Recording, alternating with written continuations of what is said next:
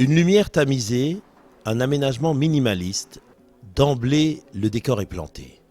Bienvenue à Timbuktu Renaissance, une exposition qui présente 16 ouvrages issus du trésor patrimonial de cette ville multiséculaire qui fut un grand centre religieux, intellectuel et commercial de la région sahélo-saharienne dès le XIVe siècle de notre ère.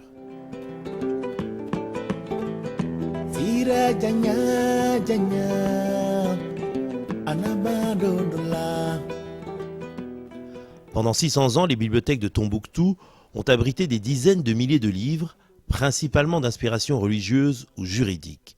Mais on y trouve également de la philosophie des sciences, des mathématiques, de l'astronomie et même de la poésie. Ces trésors du patrimoine mondial de l'UNESCO ont été menacés de pillage et de destruction lors de la guerre du Mali et l'occupation de la ville par les djihadistes en 2012.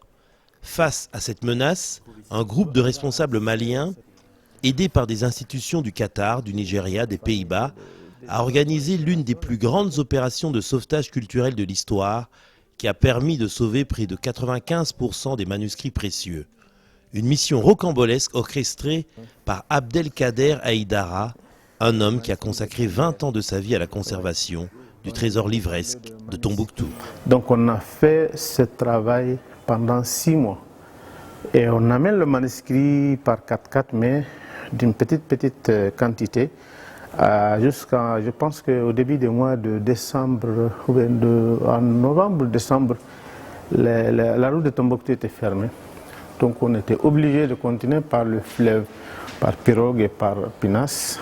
Et voilà comment on a pu sauver et évacuer ce manuscrit.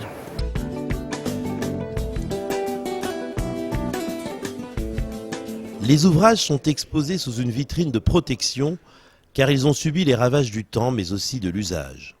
Chaque livre est présenté en 3 langues, français, anglais et néerlandais, afin de sensibiliser au mieux un public très large. On a sélectionné surtout les manuscrits qu'on pense qui peuvent être utilisés, avoir des solutions pour les nombreux problèmes qu'on a aujourd'hui.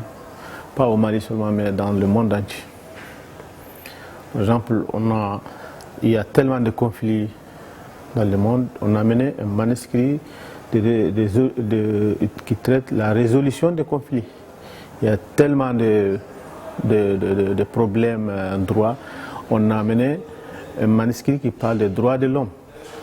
Il y a des problèmes de corruption. On a mené un manuscrit qui parle de corruption. On a mené un manuscrit qui parle de tolérance. On a mené un manuscrit qui parle de philosophie. On a mené un manuscrit qui parle de littérature, astronomie.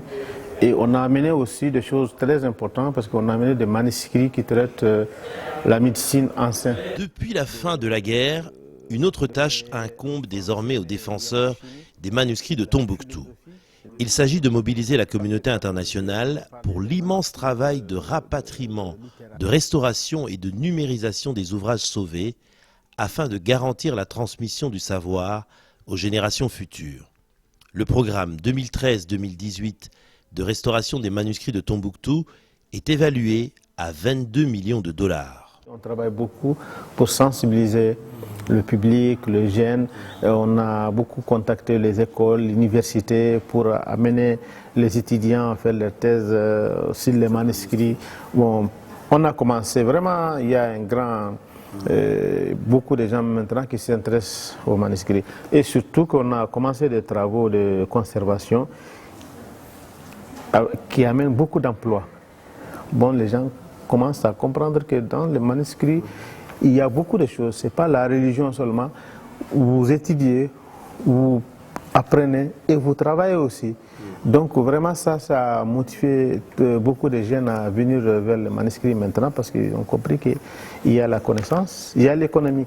Timbuktu Renaissance est une exposition à voir au Palais des Beaux-Arts de Bruxelles jusqu'au 22 février 2015.